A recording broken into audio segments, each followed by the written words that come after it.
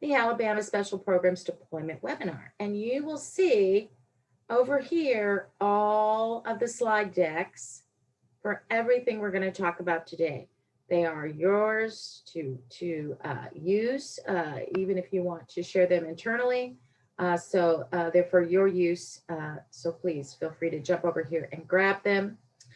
Here, of course, is the registration link, just in case you have other folks that want to register for a session in the next upcoming couple weeks. There is also a meeting recording link for our Alabama Deployment Special Programs Kickoff meeting. There's a slide deck here as well. We won't be going over it today.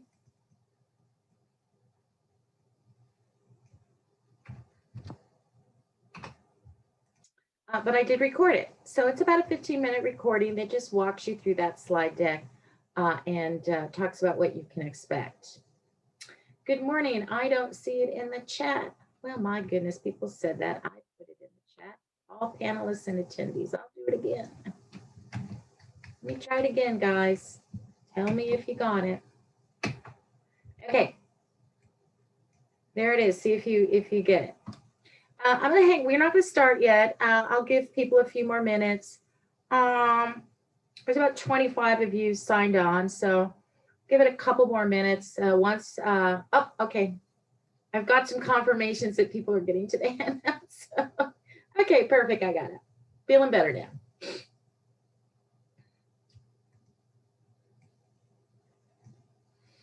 All right, so I'll let you guys grab your handouts.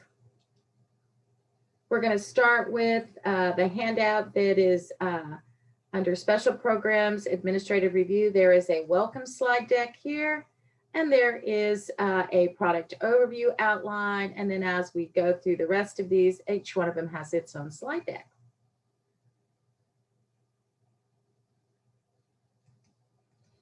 All right.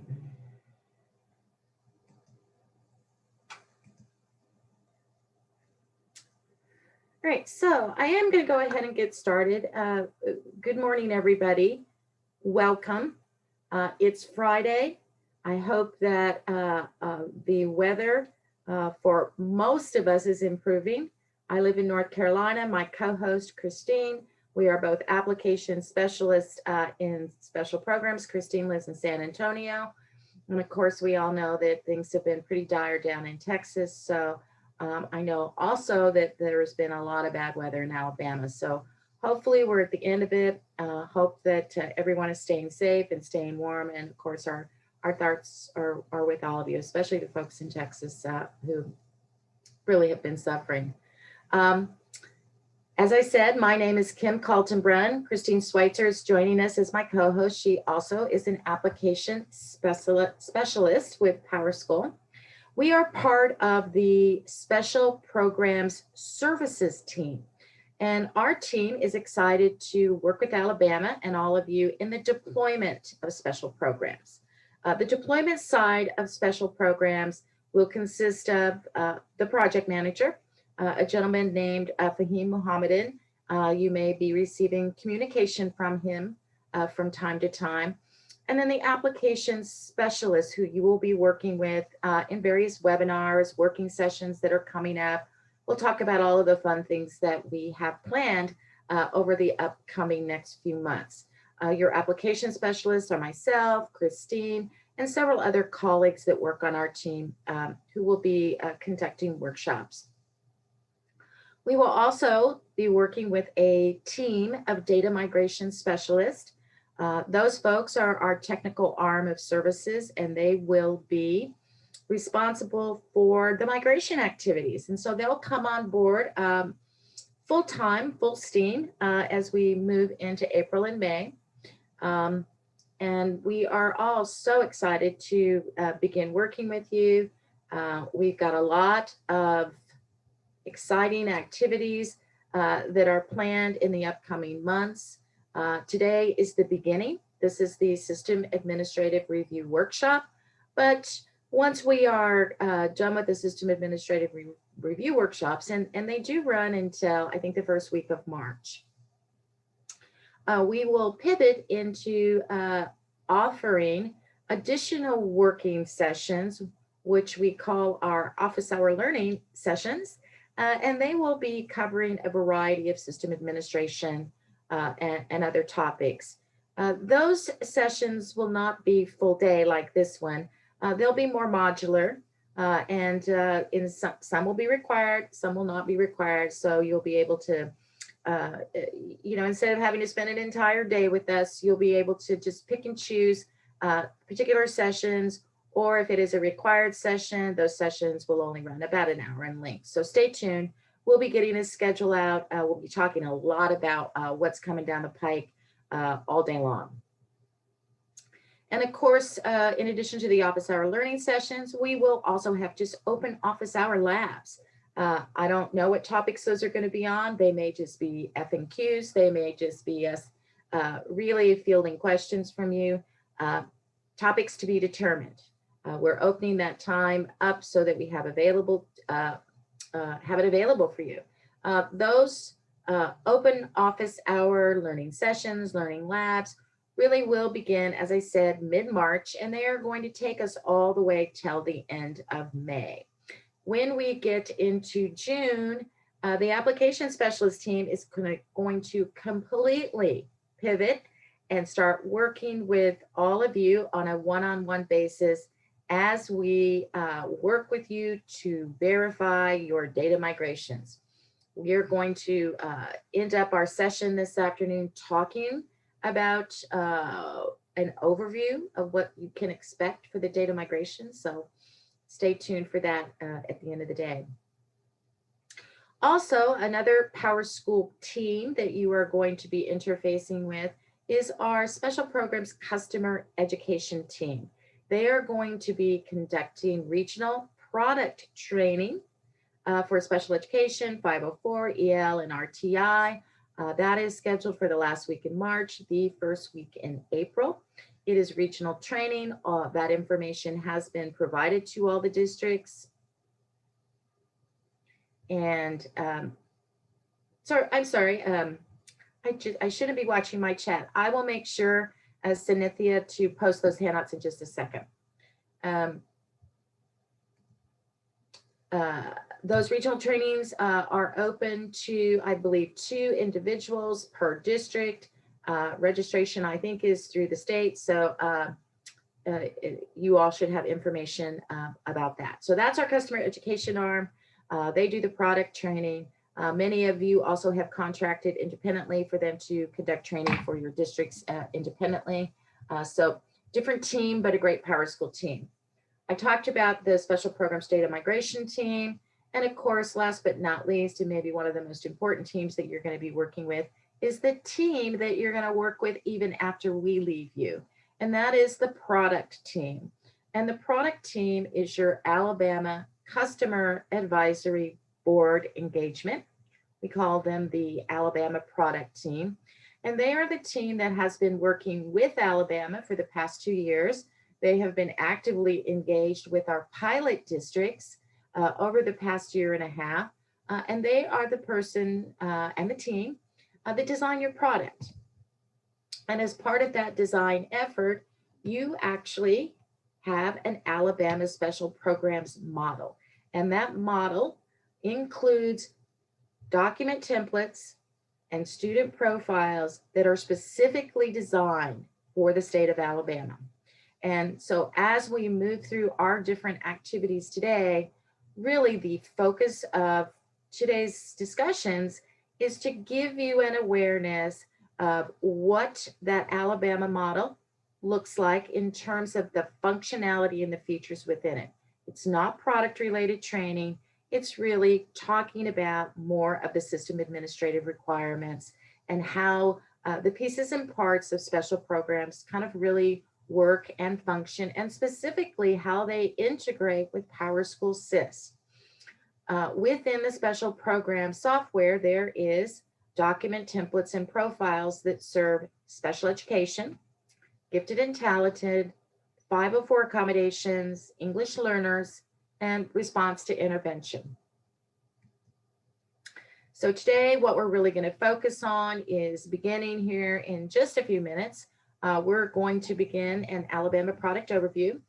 And then as we move through the various other sessions today, we are going to be reviewing the special programs configuration settings. We're going to be doing a deeper dive into looking at the characteristics and settings behind the student profiles and the document templates.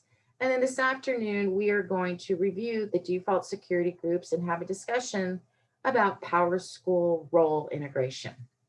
We're going to conclude the afternoon with a discussion about the iNowSets data migration and what we're going to be doing during that cutover window in respect to the data validation workshops and processes that we are going to be conducting. So with that said, we are going to do a little bit of an overview of the Special Programs Alabama product overview. This is a very high level review of the features and functions of your model.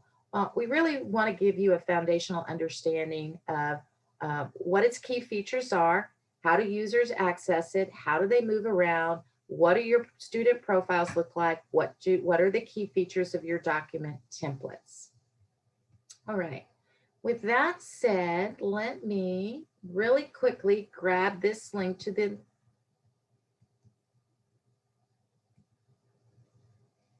handouts, and I'll publish it again.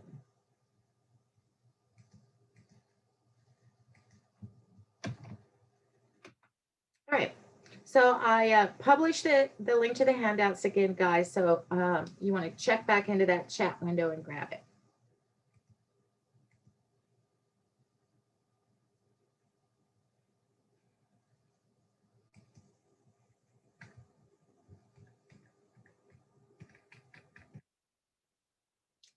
All right.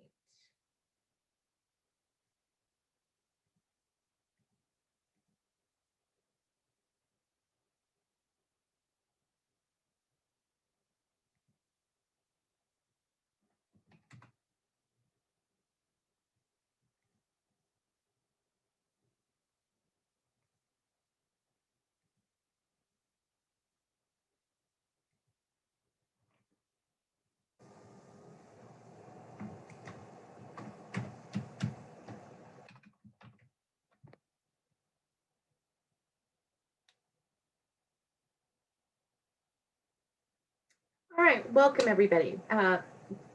Welcome to the Alabama Special Programs model. I am logged in to the homepage of Special Programs.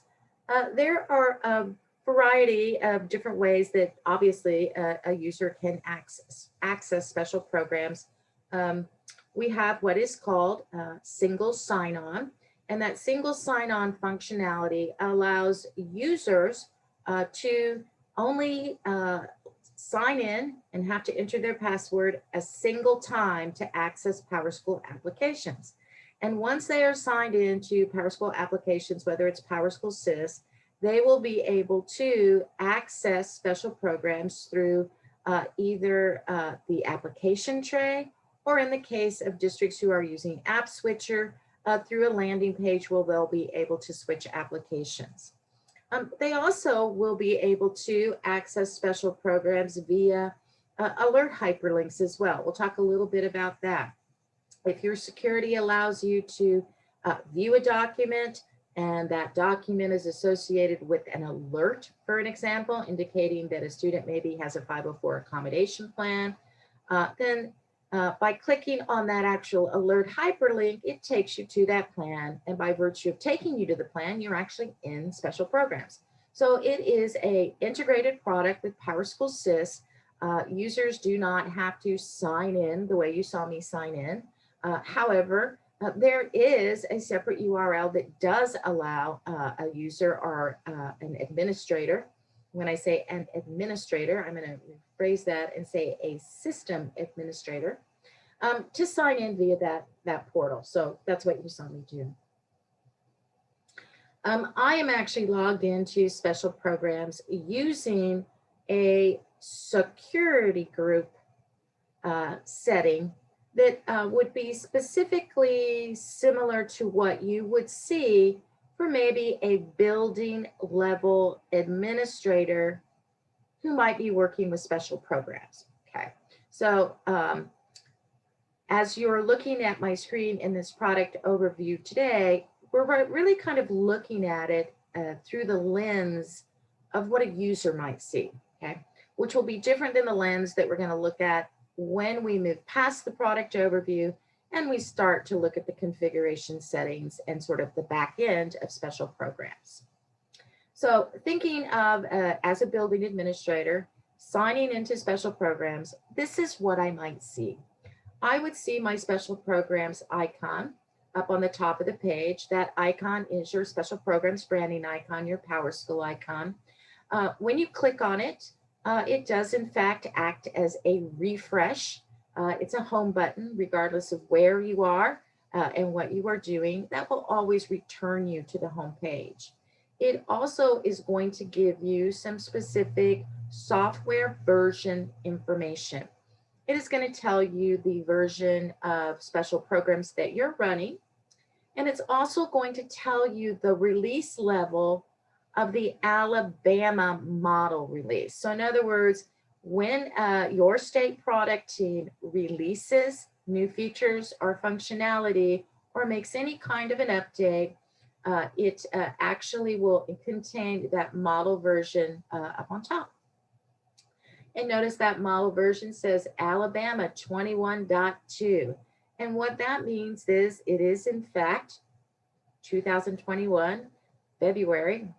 That means that we just dropped a release into Alabama 2 days ago.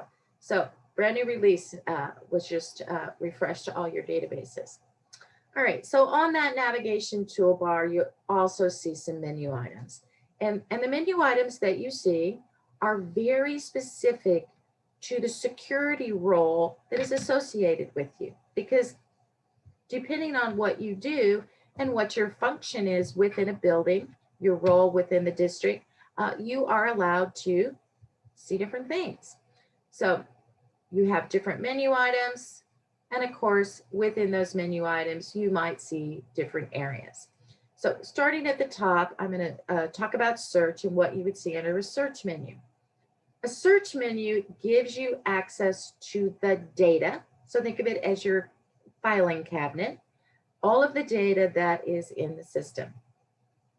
And within that data, and I'm going to kind of start at the bottom, we have a table that is called General Ed Students. And within the General Ed student area, there exists a record for every active student that you have in PowerSchool SIS. We are integrated with PowerSchool SIS, and you're going to hear that word all day long. That integration process occurs when a student enrolls in PowerSchool SIS. The integration process kicks in and sends a subset of the student information that is entered in PowerSchool SIS to special programs. And we call this the General Education Student Profile. So it represents some key demographic data that is stored over in PowerSchool SIS. We send just enough information over to special programs so that a user could search the general education table, be able to identify the student with enough data to determine that this is in fact maybe the student that they're looking for, because students who are in the general table get moved to the student table when they are identified or referred or moved into that special population setting. So by default, everyone starts out in the general ed table. You have a student who enrolls in your general population. 3 weeks later, they need to be evaluated for a 504 accommodation plan. That student has to be moved from this general ed table to the student table. And the process of doing that is really very straightforward. A user would have the capability to search for the student in the general ed table. They would have an import button. They would select that student to import their record. And now that student is available in the student table. And you'll be able to work with that student in the student table. And of course, the student table contains all of the records, think of it as a filing cabinet, of all the students that are served in special populations. And you can see in this demo environment an example of, as I look down my list of all the students, these little indicators that are next to their names. And those are the alert indicators. So as you would be looking, and in this particular case, I have access to all the students in my location. Maybe I'm the special ed coordinator at this location. I have access to see all of the students in my location, and I can see whether or not they are being served in a particular area. Of course, I can even very easily, through my searches, even in advanced search, limit my searches to even students that are only served by an IEP. So in this area up here, access to the general ed table. The student table is where students actually are stored that are receiving services. Students who are really part of the special education population, special programs population, are in the student table. That is where their records exist. That is where their student profiles exist. And that is where their document library exists. In addition to the student areas, you also have some other profile areas and table areas that store data. In your staff profiles, there is a record for every staff. We'll go down to Mr. Michaels here. You will have a record which comes over in a very kind of a staff profile that is integrated from PowerSchool SIS for every staff in PowerSchool SIS that has an active school affiliation. So as they are set up and provided security access to PowerSchool SIS, so that they have access to the students and the data that they need to do their job in PowerSchool SIS, they are added to school affiliations, which they are responsible for working in.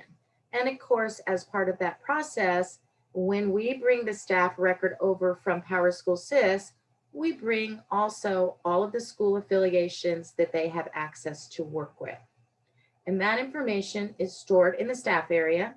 We do not enter staff members or staff records in special programs. Everything flows from the PowerSchool SIS side.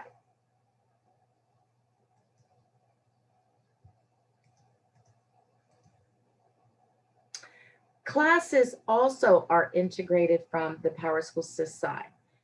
Within your current year master schedule, every active master schedule section integrates over into special programs.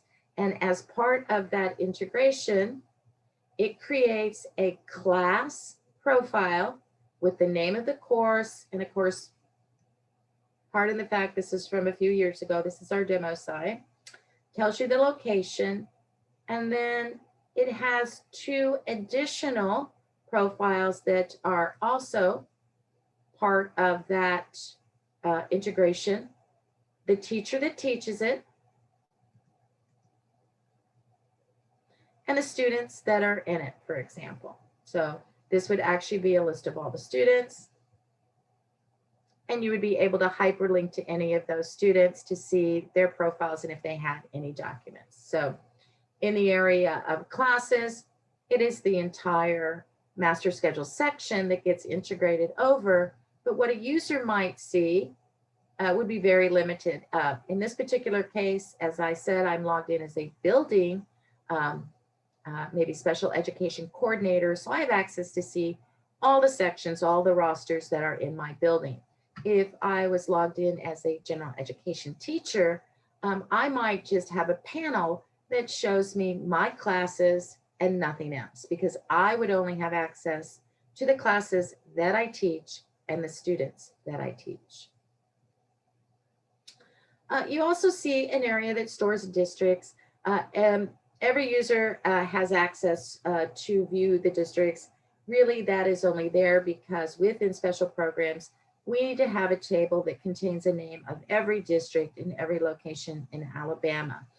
And that is used in many cases because when we're filling out document templates and forms, we need to place a student, reference a particular location, and of course, that is the table that contains all that data. So data tables, what you would see in the area of search solely depends on your security. And when we think about granting security to data, there are two specific categories that I want to just kind of mention now, kind of throw it out there so you can think about it. We either grant access to students system-wide, which means that if I'm a user, I have access to all the students in my district. If I am for example, special education director at a district, I would have system-wide access. If I was a student services director at a district, I would probably have system-wide access because I need to see students across all districts.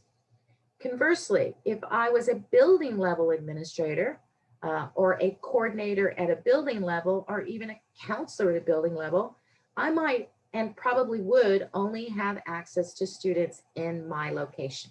Okay, so two ways that we grant security: system-wide security to functionality, meaning I can see students in any location, location-wide. I can see students in the locations I am affiliated with in PowerSchool SIS. All right, moving to the next menu item. This is our communication area. And in our communication area, we support an internal messaging system that allows us to send messages to other users in special programs and also to route documents. So the messaging system really is more of a workflow engine.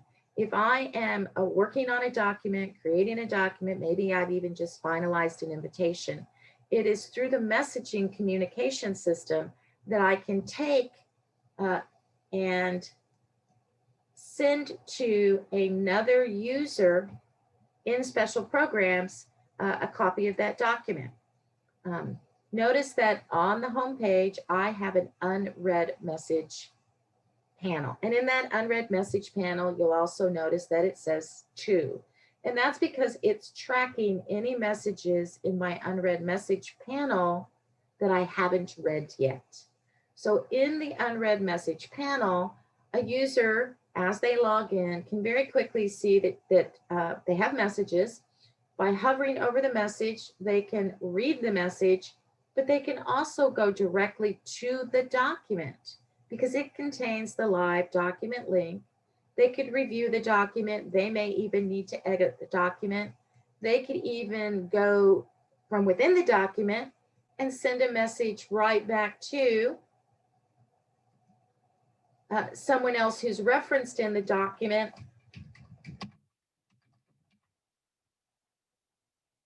with maybe any additions that they had made to that document, so forth and so on. So it's a routing mechanism, okay? And the people that you can send messages to would be any staff member who you have access to.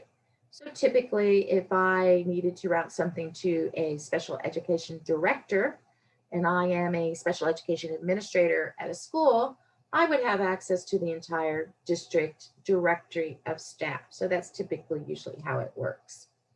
So unread messages, when messages are read, then they plop out of the unread message panel, and of course they're stored in the message area. In the communication area, we also have announcements. Now there are two types of announcements. There are just standard announcements, kind of broadcast announcements, and there are red alert announcements. A broadcast announcement can either be immediate with expiration dates, or it can be calendar based. And announcements are sent out and can be sent out based on security as well.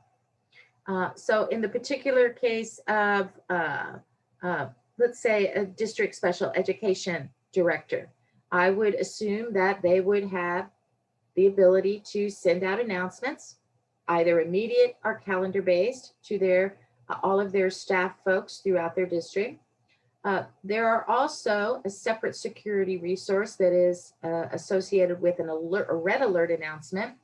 A red alert announcement is, get your attention a little bit more. The key thing about red alert announcements that come from us, you can always see they come from PowerSchool, and we send them out when we release software, okay? So anytime you see an alert announcement out there, I would encourage you, especially as a user, to pay attention to it, because it will have the release notes associated with any updates we've done to the system. And so that will always let you know there was a release that went out, there's release notes attached, for example, about what's going on in the system. So alert announcements, they are sent out to groups of users, not individual users. Think of it as a broadcast. And they live in panels. And of course, you can, in fact, collapse them if you like, save that. Otherwise, you can leave them open. In fact, you can collapse any of these if you don't want to see them, just so you have more room on your home page. And of course, you'll learn about that if you go to product training. Great. Moving across to the last menu item that an end user probably would have access to is standard and advanced reports. This is your reporting library. And within your reporting library, reports are organized into categories. And depending on your security and your role in the district will depend on what reports you have access to. So you can see collapsed into each category, a set of reports associated with that particular category.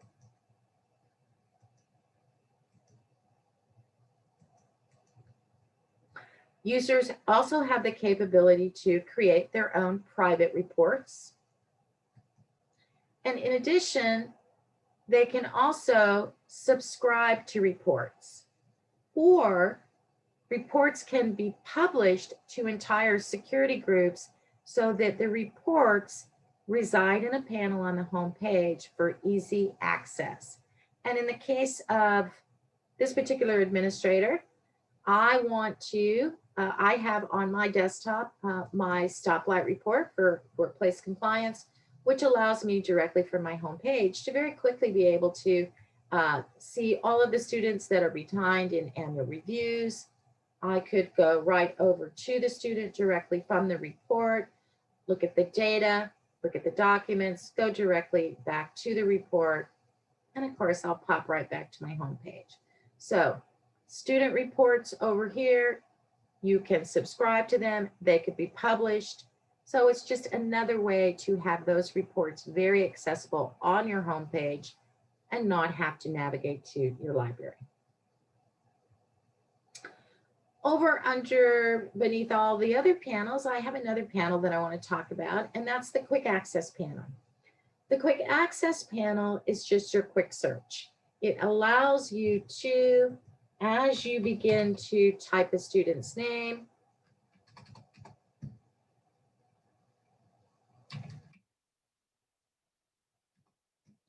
be able to have access to that student.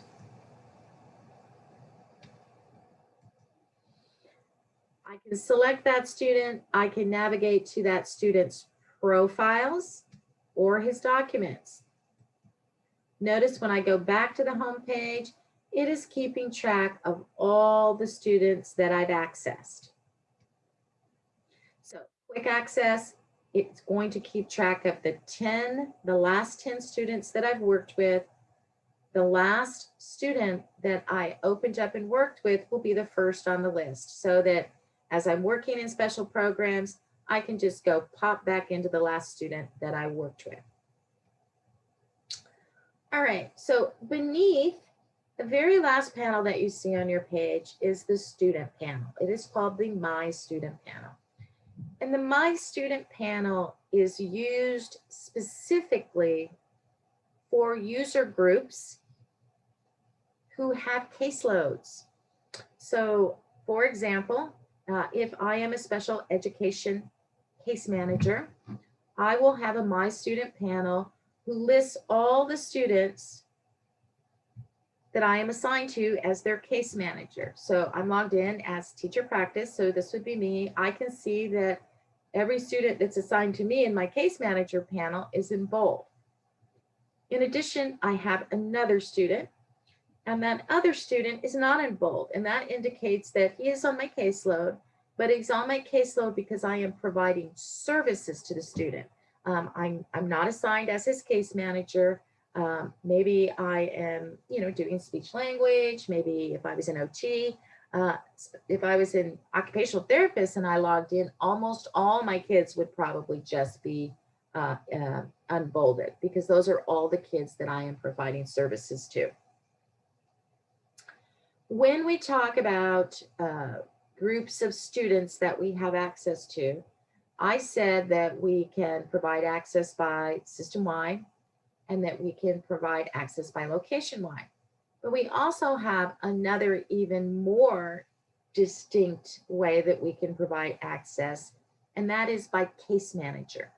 So in most cases, and specifically when we look at your security groups that have been set up for you in Alabama, by default, your special education teacher security group is limited to only being able to access students on their caseload, okay? So while we have administrators, maybe people at the building level who can see every student in their building, specifically for teachers, we might want to limit it to only students that they're providing services to under a caseload, or in the case of a general ed teacher, only the students that they teach. And that would be a situation where we provide them access to students on their class roster. And if you teach a student, you would be able to see, for example, if that student had a 504 accommodation, that the student had a 504 alert, you'd be able to click on that alert, open up and view that 504 accommodation document, for example. So that is the way that we can control confidentiality of students' information in special programs.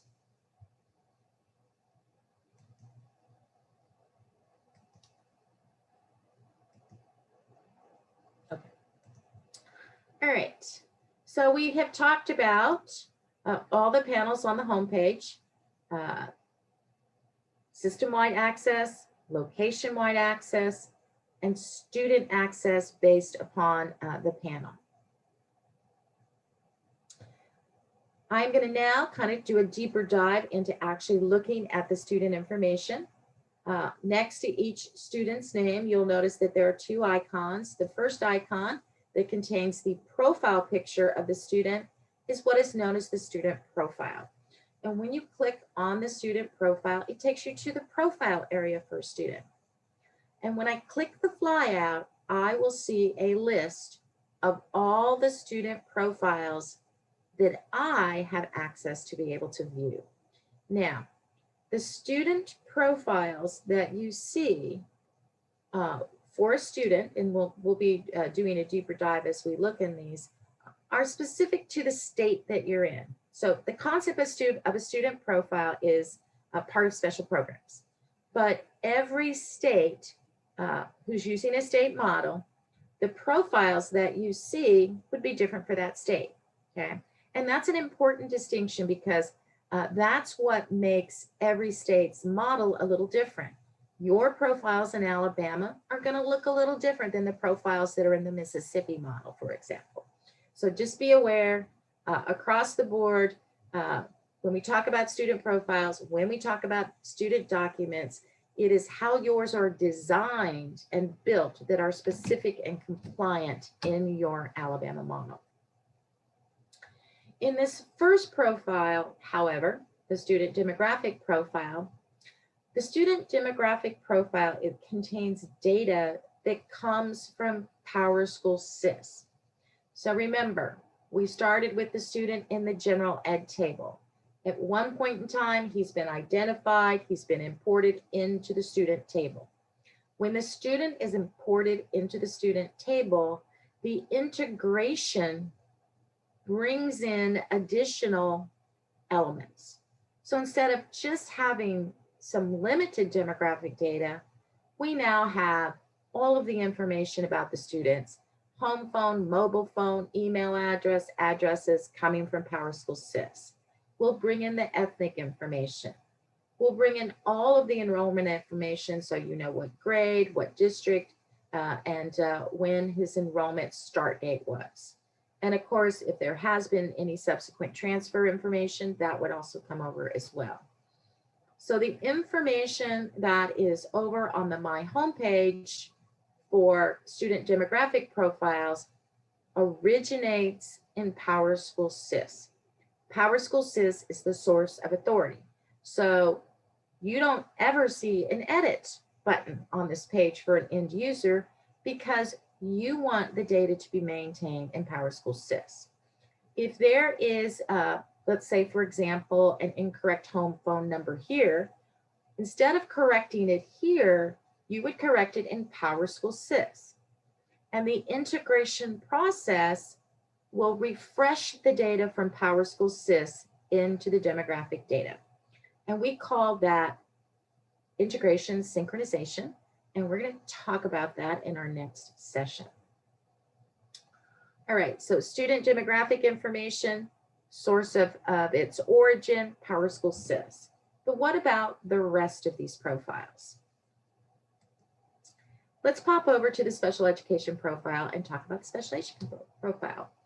The special education profile for Alabama has subpanels for eligibility, evaluation eligibility up here, talks about whether or not the student is active, who's the case manager, and of course, what the disability or exceptionality might be. We have a panel for referral and eligibility, reevaluation dates, when the IEP was initiated, when is the annual review date due, compliance, so forth and don't. You kind of see it has a lot of subpanels contained in it. The data that is stored on this special education profile flows from special education documents. Okay, so the act of creating a document, whether it's an IEP, maybe it's a reevaluation, maybe it's an eligibility. As those documents are created and your users on working on the drafts and any reviews of those documents, when they are finalized, when the status is changed to final, making that the governing document, then the data that is mapped, data that's in those fields in the IEP, for example, flows over to the profile. We call that data flow, okay? So that is documents created. The data does not come over into the profile until the status has been changed to final. At that point in time, when the status is changed to final, the information that is mapped to any particular fields would come over. That process is the same for special education as it is for a 504 accommodation, as it is for response to intervention. There are documents associated with the student profiles that store that information, and it gets populated as documents are created and finalized, tracking that student's journey through his special population or his special program history.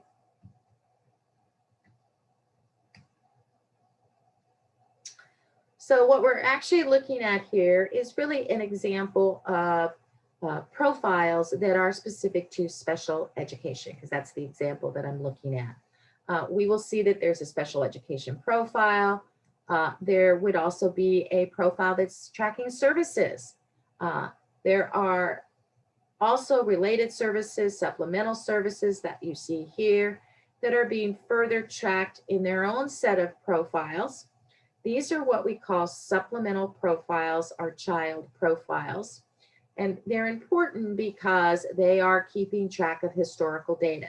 Notice they usually have begin and end dates, all of these child profiles, because as things are added to the IEPs, as IEPs are revised, as annual reviews are done, we are keeping track of all of the services that are coming from, for example, that IEP. So some of these program modifications, assistive technology, support for personnel, those are tracking information that is also coming from finalization of documents, and in these particular cases, from the IEP. All right, so student profiles. Now, notice that I'm on a student. I'm looking at Mr. Joseph here, and for every student, there are 3 areas. We talked about profiles. Let's come over and look at the documents now. This is the document library for a student. And the document library for a student contains all of the documents, the live documents that have been created in special programs for that student. So a couple of things let's talk about here. We have the document band at the top. Beneath it, a menu item that says create new document. You only have a create new document if your security says you can create documents. If you were to log in as a user who had view only to all documents, you would not see a create new document because you can only view documents. If you do have the capability to create documents, you will have in the dropdown all of the document templates that you are allowed to create. Notice that they are in categories, okay? And of course, you can even bookmark them and add your own categories up on top so that you have quick links to them, things you use most frequently. Beneath that, you will see that you have document categories by year. So in this case, we have documents for 2021. We have documents for 2019-20. Every year, as we begin the new school year, you have a new band of documents for that school year. And all previous history for that student will reside in the year those documents were created, okay? So when you create a new document, by default, it will go into the current year, but you'll be able to access all history for that student. This is an example of documents that are special programs documents. Notice that they are obviously live documents, right? When I click on them, it opens up the document template, telling me up here, here's the document template, it's in draft. If there is a little flyout next to that document template and you click on it, notice here in this particular case, there are multiple sections of this document.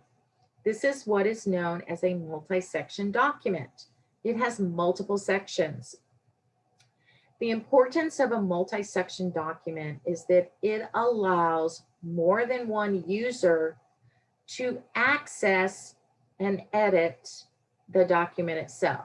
So the overall document is the IEP.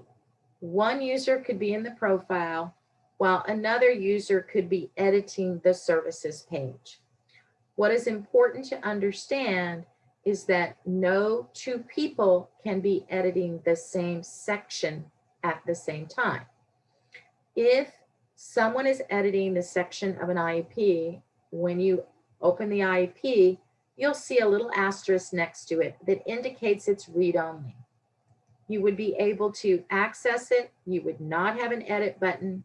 It would tell you the user's ID of the individual who's editing the document.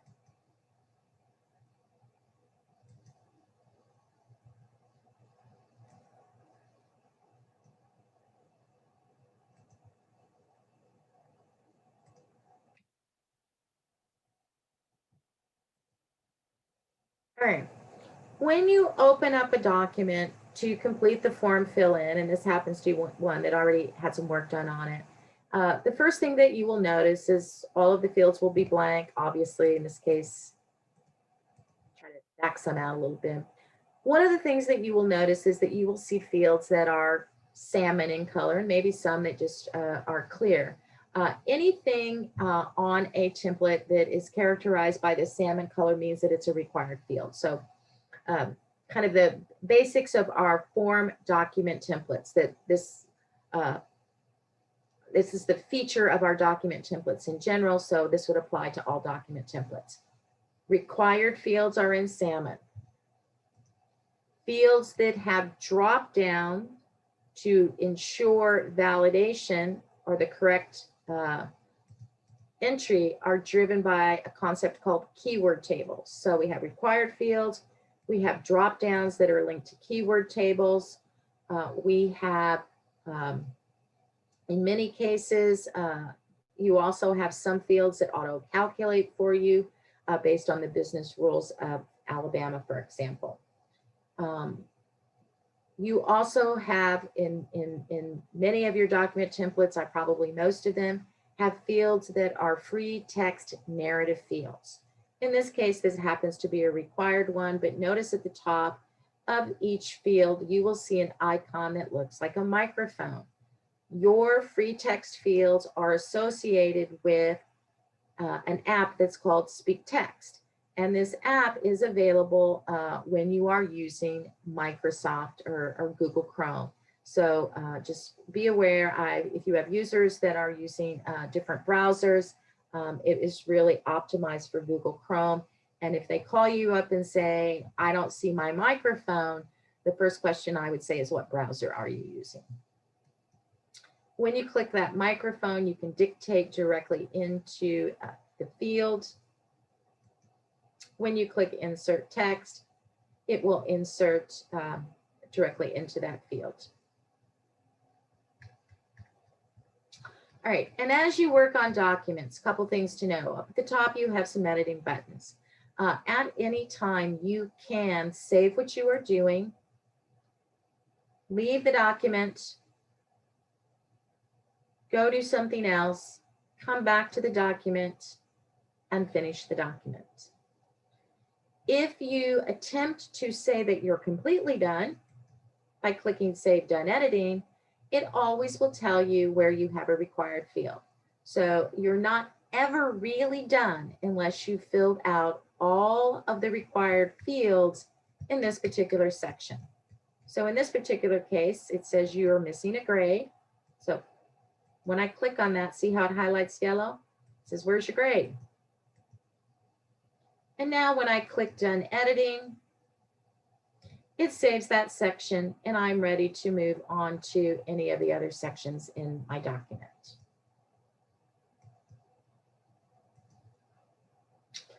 All right, I'm going to jump over to the services because I want to talk a little bit about some features, icon form fill-in features also here that you're going to see. And that is a feature that is looks like these 4 icons. We call these repeating rows. So within your form fill-in, wherever you see these 4 icons, it means that this is a complete row of information. And if I want to add another row, I simply click the insert. And every time I click the insert, it is going to open a row above it for my data entry. Wherever you see repeating rows, it's also accompanied by a little plus beneath it. And the plus sign beneath it just adds the row beneath the current row. So repeating rows, if you click insert, the row gets added above it. If you click the plus sign beneath it, it adds it beneath it. The up and down arrows just moves the entire row up or down. And the delete arrows just delete the rows, okay? Repeating rows, you'll see that a lot in services, related service, program modifications, anything that has an entire line of information that you're going to be entering.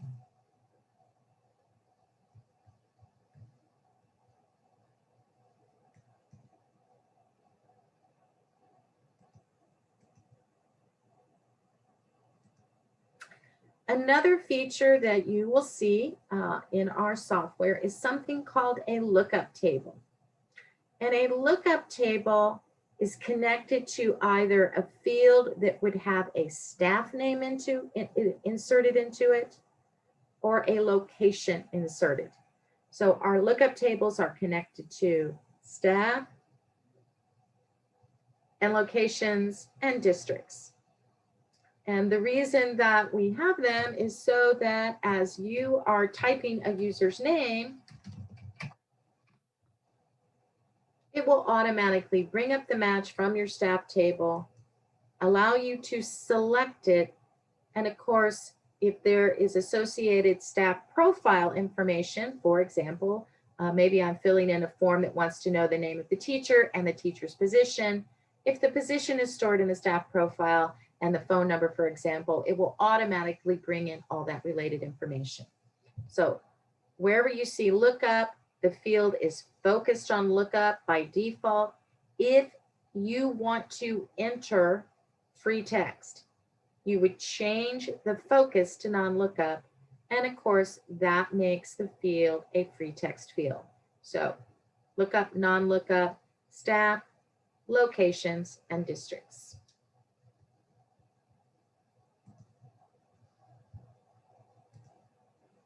All right, so back to the document area. Let's kind of talk a little bit about what we see on this page.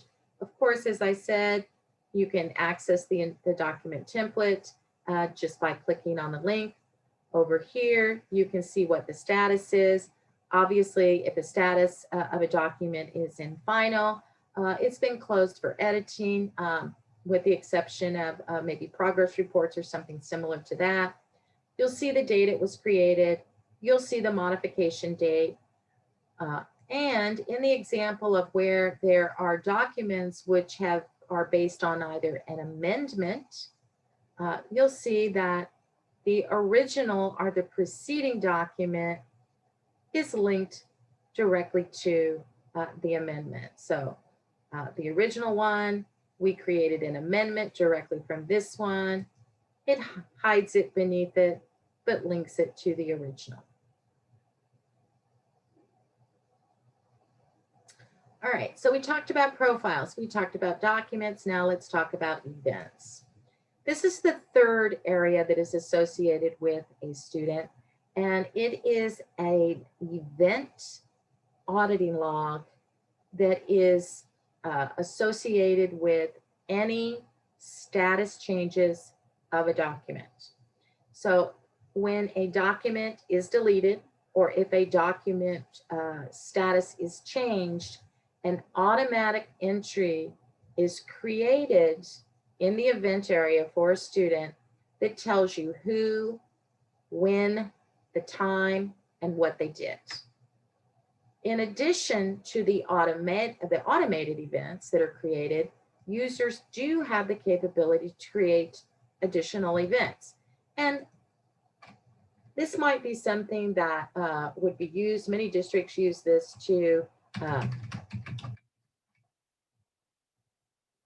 just be able to track different events that they want to keep track of, make sure there's an audit log.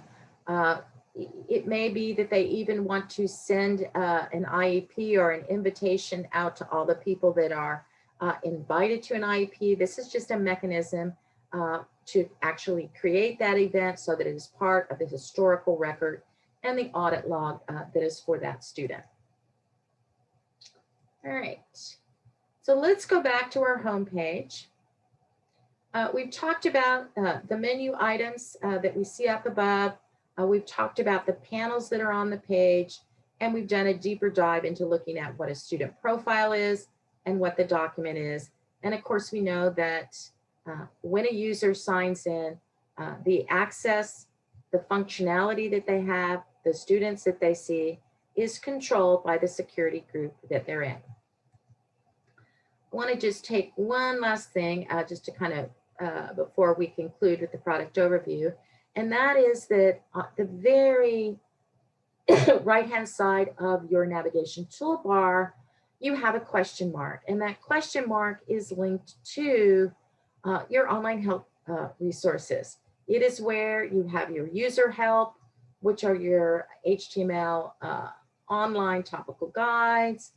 You can click into any area and you will see step-by-step instructions on a particular area. Now, remember, I said that it is what's in your student profiles and what's in your documents that makes it the Alabama model. Be aware that the information out here in special programs under user help is it's non-model specific, it is application specific. So when I go to manage or create a caseload, the instructions here would be the same on how to manage a caseload regardless of whether or not you're in Mississippi or in Alabama. So it is generic to the application. There will be another menu item under admin help that'll say state help. It isn't out in my demo environment, but underneath that state help will be the Alabama specific help and information about your profiles and about your document templates. So just be aware, this is the generic baseline product that is the same across all states and Canadian provinces that use our product. There is another area that you'll see that will be the specific help resources for Alabama. All right, so that concludes the product overview. When we come back, we are going to explore another menu item that our end users do not see, and that is the world of the administration menu.